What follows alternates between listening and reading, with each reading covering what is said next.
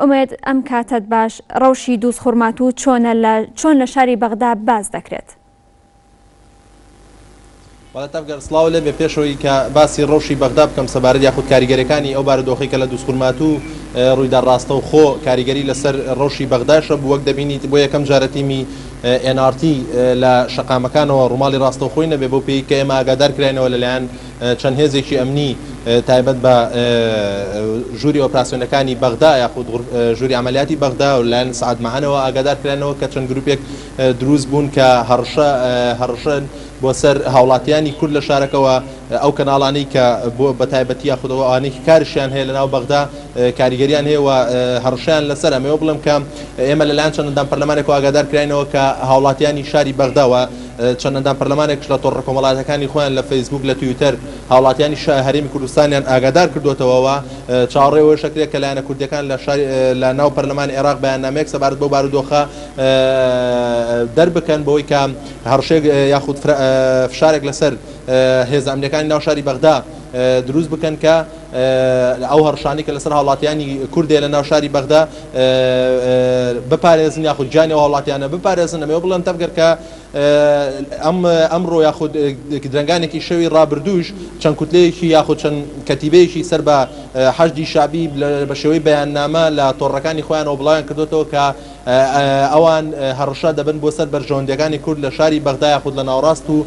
باشووری عێراق بەتەوە هاوڵاتیانی کە لە بەغدا دەژین مەبەستیانەوە هاوڵاتیانیە و ئەمە ڕاستەوخۆ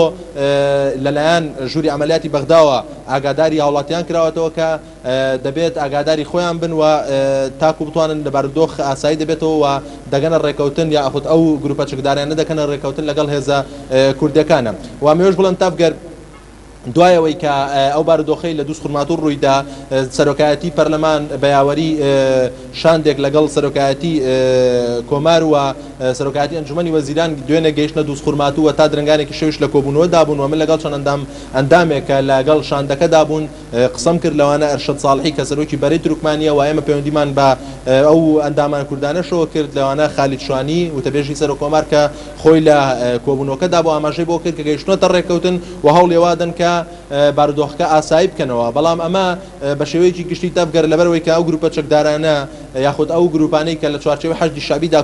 کۆکراونەتەوە بە تایبەتی عەسای بەهل الحەق و کەتایب حزب الله و کەتایبی غەزەب کە یەکێکە لەو کەتیبانەی کە لە ئێستادا لە سنووری پارێزگای سەلاحەدین لە شەڕایە لەگەڵ داعش ئەمانە بەهۆیەوەی کە لە چوارچێوەیەکی نیزامیدا یاخود ڕاستەوخۆ وەزارەتی بەرگری عێراقی سەرپەرشتیان ناکاوە چەند هێزێکن و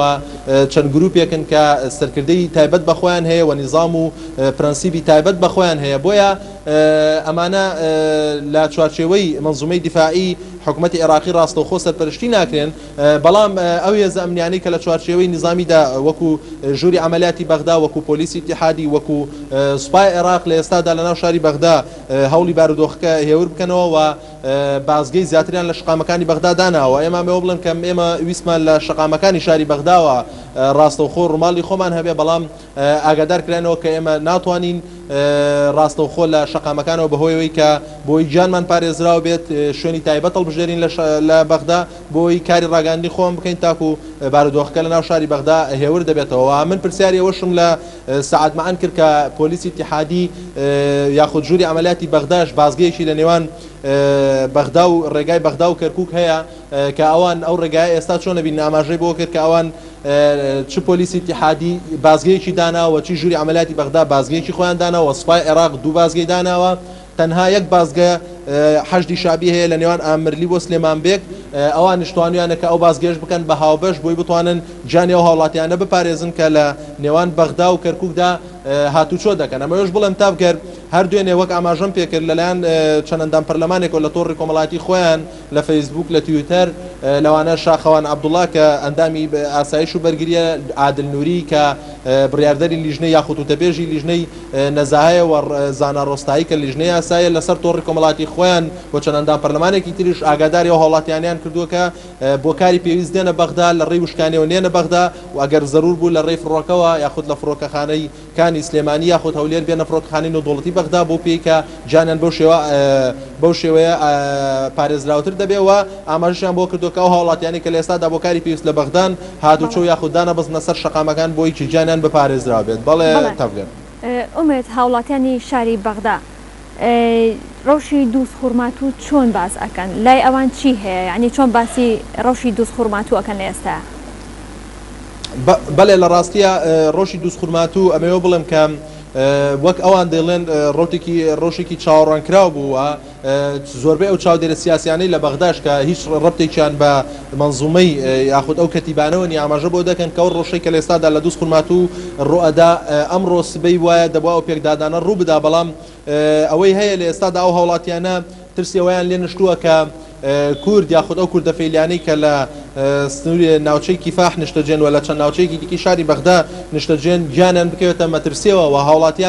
هاوڵاتیانی شاری بەغدا بە تایبەتی و هاوڵاتیانی کە هیچیان سەر بە ئەو گروپە چەکداریانە نین کە لە باشووری عێراق لە ناوچەکانی نەجەف و کەربەلا و هاتنەت ناو بەغداوە پەیوەندیان باوەنەوەی ئاماژە بۆ دەکەن کە ئەوان هەرچی زووە هەوڵێوادن کە وەکو هاوڵاتی ئەو هاوڵاتیانی کە لە ناو شاری بەغدان و کوردن بەڕەسەن یاخود بەڕەگەز کوردن جانیان بپارێزن وەکو بارێکی ئینسانی. ئەمەوە بڵێم کە لە ئێستادا لە ناوچەی کیفاح کە زۆرترین کوردی لێدایە کە سەر بە فەیلین یاخود فەیلین و کوردی فەیلی لەوێن و چەند بەشێکی کوردی ئامرلی و خانەقینیش دوایەوە کە ناوچەکانیان کەوتە بەر هێرشی داعش هاتوون بۆ ناو شاری بەغدا. ئەم هاوڵاتیانە لەلایەن هاوڵاتیانی شاری بەغداوە دەرگیان بۆ کراوەتەوە ئەو ئاپارێزرێن بەڵام ئەو ڕشانی کە لەسەر و هاوڵاتیانەیە تەنالای ئەو گروپە چەکداریانن و بە تایبەتی تریش ئەو گروپە چەکدارانەی کە بە شێوەی فەرمی هەڕشیان لە بارودۆخەکە کردووە. بەڵێ ئومێد دەستگا ئەمنیەکانی بەغدا ڕێوشێنی ئەمنی چیان گرتوتە بەرامبەر ئەوەی کە هیچ کاردانەوەیەک ڕوونەدا بەرامبەر ئەو کوردانێک کە ئێستا لە بەغدایە؟ بەڵێ لە ڕاستیە تەفگەر لە ئێستادا لە زۆربەی شەقامەکانی شاری بەغدا بازگەی کاتی دانراوە چ لایەن پۆلیسی ئیتیحادیەوە چ لایەن گروپ یاخود ئەو ژووری عملیاتی بەغداوە یاخود لەلایەن سوپای عێراقەوە بەڵام ئەوەی هەیە زۆرترین ئەو بازگانی کە دروست کراون لە ناوچەی کیفاحن و لە ناوچەی سەدرن کە دوو قاتعی ناوچەی سەدریش پێیان دەڵێن حەی ئەکراد کە کوردیان لێ نیشتەجێن لەو ناوچانە بە هەمان شێوە و لە سنووری ناوچەی دۆرە و لە سنووری ناوچەی لە جادریە و لە زۆربەی ئەو ناوچانی کە کوردی تێدا نیشتەجێە و گومانیەوە کە کوردی تێدا زۆر بێ لەو ناوچانە بازگەی زیاتر دانراوە بۆەوەی کە ژیانەوە هاوڵاتیانە پارێزراو بێ و ئەمەوەش بڵێم کە ئەو ناوچانشی کە ناوچەی گشتین وەکو بابشەرجی وەکو کەڕادەی داخل وەکو شەقامی ئەبوونەواس و گۆڕپانی تەحریر و شەقامی ڕەشید ئەم ناوچانش کە ناوچەی گشتین و بازاڕن و هاوڵاتێکی زۆر ڕۆژانە ڕۆکەنە و ناوچانە بازگەی کاتی دانراوە و هەوڵیان داوە کە